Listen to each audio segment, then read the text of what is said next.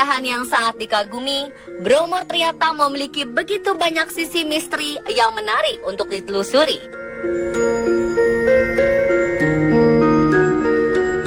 Hal ini berkaitan dengan sejarah Gunung Bromo dan suku Tengger itu sendiri yang menganggap Gunung Bromo sebagai gunung suci yang sangat disakralkan.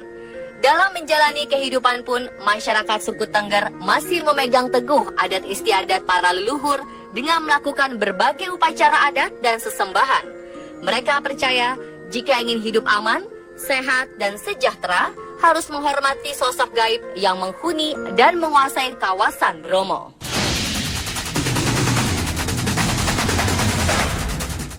Wong Mandara kudun sami kalerana sembarake singgih tuan amitulo sekunge wong andura kaki dukun anak putu sami tumo dumeleki sasi kasodo sekungipun sami ndaya kulun. Orang Tengger menganggap orang yang menjadi panutannya dengan sebutan dukun Tengger. Bukan dukun paranormal seperti yang kita kenal pada umumnya.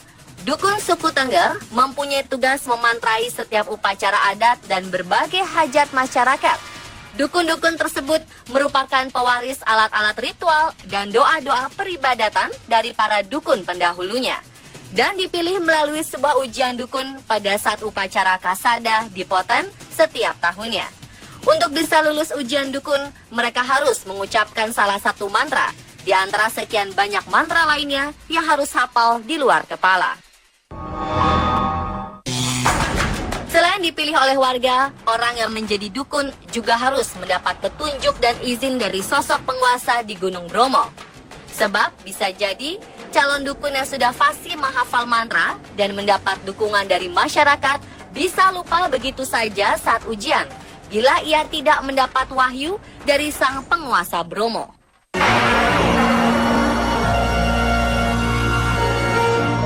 Selain dukun, hampir setiap kepala desa di suku Tengger juga harus memegang benda pusaka yang dikeramatkan. Seperti kepala desa Ngadas di Kabupaten Malang ini yang harus menyimpan benda pusaka yang disebut pengganggu putih. Isinya berupa pakaian adat termasuk udeng dan tidak boleh dipakai, hanya untuk disimpan. Tapi ini juga ada rohnya ini mas. Jadi kalau mungkin desanya itu ada hal yang ya lewat mimpi, lewat apa itu, lewat bisikan itu memberitahu. Ini kalau warga ngambil harus digendong, nggak boleh ditenten itu nggak boleh. Selain itu ada juga penunggu sumber air atau penganggu banyu. Benda pusaka yang juga ada rohnya ini biasa digunakan untuk acara hajatan warga desa dan untuk kelancaran air sebagai sumber kehidupan di desa tersebut. Benda pusaka berisi selendang, pakaian anak kecil, sendal, dan payung ini kerap digunakan jika pasokan air di desa sedang berkurang. Kemarin pernah gitu, air itu kecil ngalir ke sini tidak cukup untuk warga itu. Akhirnya saya jemput ke sana. Di sana hanya saya bersihkan pasir yang ada itu besar lagi. Padahal tidak ada air yang sumber itu yang tumpah enggak.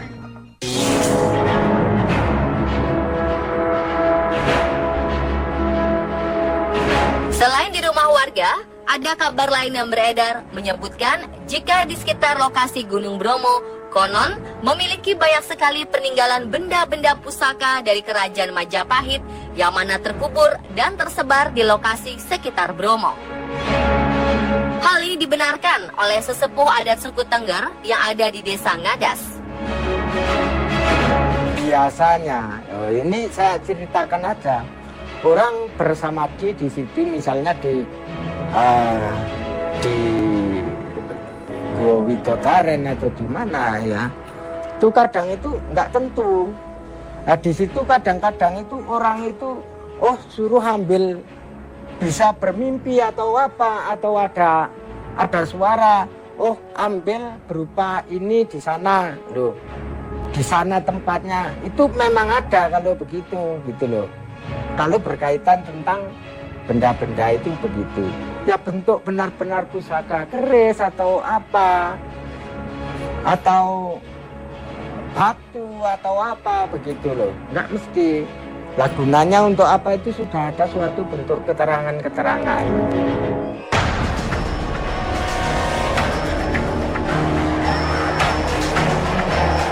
antara luasnya padang pasir dan padang rumput di Bromo, ada satu titik lokasi di mana terdapat banyak bebatuan. Tempat ini jarang diketahui masyarakat umum, karena memang berada di luar jalur kendaraan yang biasa dilewati oleh pengunjung. Jika dari arah Malang, lokasinya berada di sebelah kanan, perbatasan padang rumput dan padang pasir. Warga suku Tengger di Desa Ngadas menyebut kawasan ini sebagai Watu Kuto atau Kota Batu. Begitu masuk ke area ini, aura mistis langsung terasa.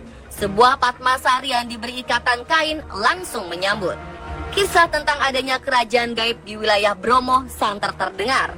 Sesepuh adat di Desa Ngadas bercerita, jika sesepuhnya terdahulu mengatakan bahwa di Mahameru yang lokasinya dekat dengan Bromo, terdapat kerajaan gaib yang sangat besar milik para dewa dan makhluk halus. Sedangkan kerajaan gaib yang ada di Bromo kemungkinan terletak di Watu Kuto ini.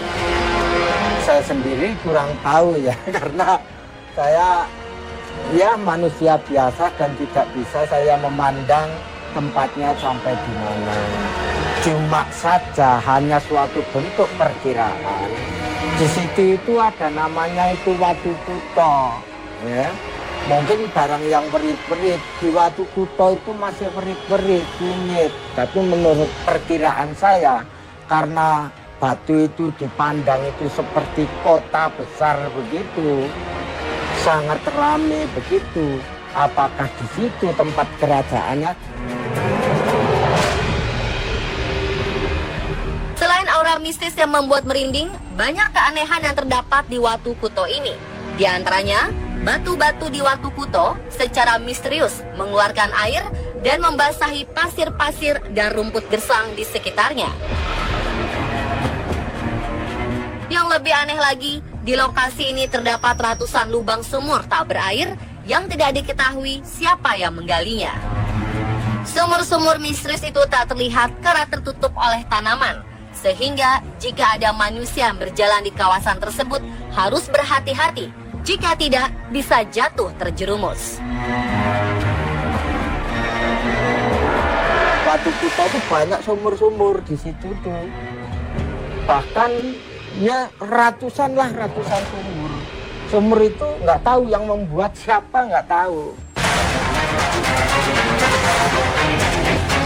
Kemungkinan ya mati. Bisa jadi air paling suci ya itu. Dari hasil mengobrol dengan masyarakat suku Tengger di Desa Ngadas, tim on the spot mendapat informasi baru tentang sisi misteri di Gunung Bromo, yang ternyata belum banyak diketahui siapapun karena dianggap sangat angker, serta lokasinya yang jauh dan sulit dijangkau. Tempat itu berupa sumber air yang dianggap keramat dan memiliki kekuatan gaib, sehingga dinamakan Banyu Gaib. Ya, banyu gaib itu ya tidak bisa dibuat sembarangan.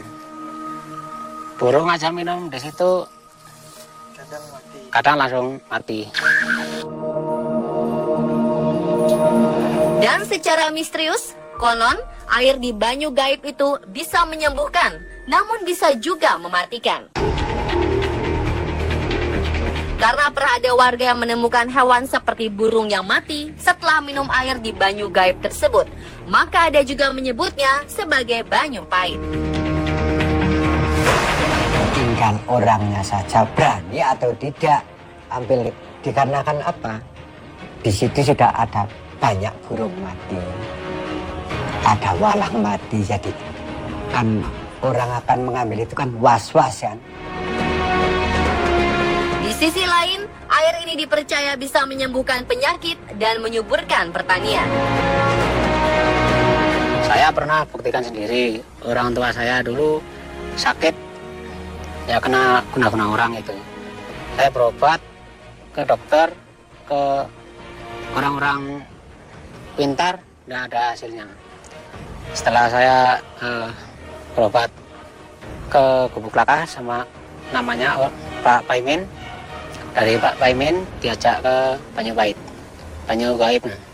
Setelah dari situ, ya, alhamdulillah mandi di situ. Setelah mandi dari rumah, dari dikit demi dikit langsung sehat. Untuk bisa menemukan manfaat dari air di Banyu Gaib ini, seseorang harus memiliki pikiran yang positif. Memasuki area ini juga tidak sembarangan. Warga suku Tengger biasanya meminta izin terlebih dahulu pada sosok tak kasat mata yang dianggap menghuni lokasi tersebut.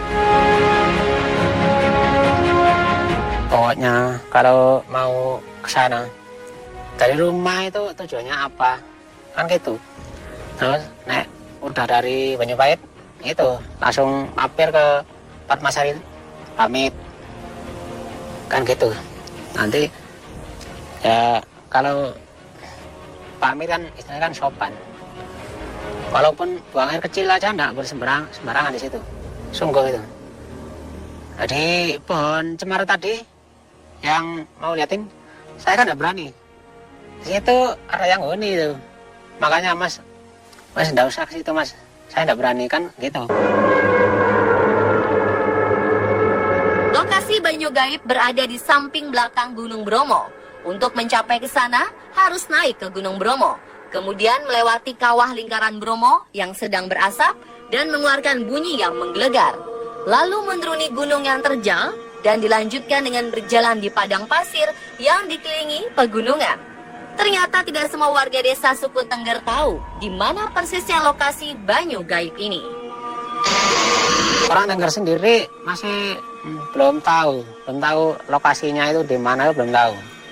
Jadi Masyarakat Tenggernya sendiri tuh jarang ke situ karena udah kita punya kepentingan, nggak berani gitu.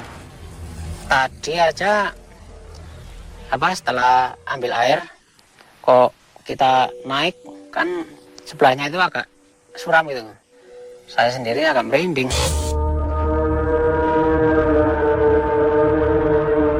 Pemirsa, itulah akhir penelusuran tim On The Spot tentang sisi misteri di balik keindahan Gunung Bromo.